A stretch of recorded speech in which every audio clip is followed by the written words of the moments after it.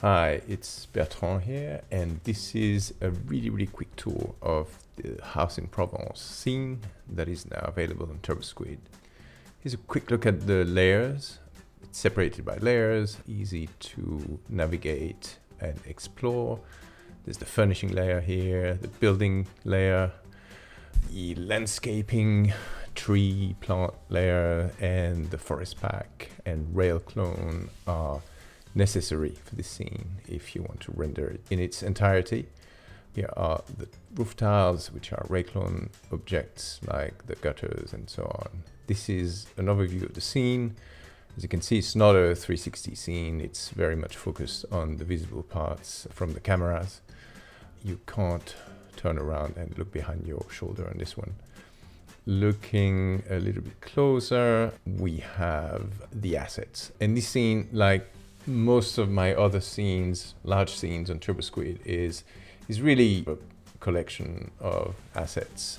You can see the chandeliers, which are actually not very visible in the renders. The breakfast table, another one here with some scanned assets, some modeled assets, most of them hand textured as the building is. So this is a quick look at the furniture and furnishing and entourage.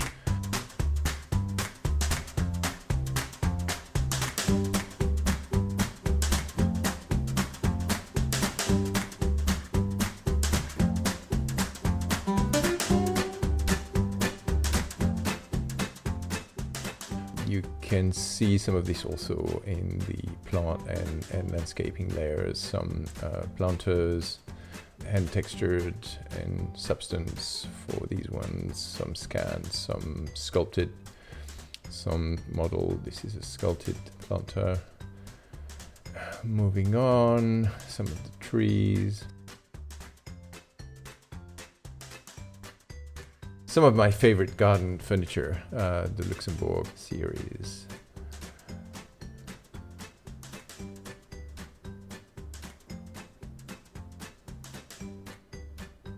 So moving back again,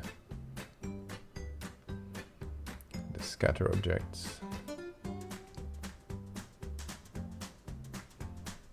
And I like to separate the scatter objects for easier navigation. They can get a bit slow when moving around the scene, though not so much in this one.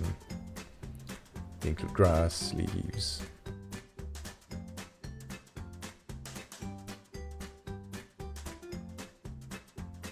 This is the cameras and light setup.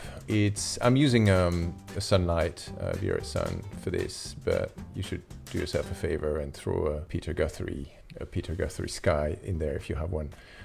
Each sun is paired with its camera, and it has a different location depending on the different point of view. And you can switch between the suns using the light lister, which I would recommend. The suns and the cameras are labeled, so you can pair them very easily.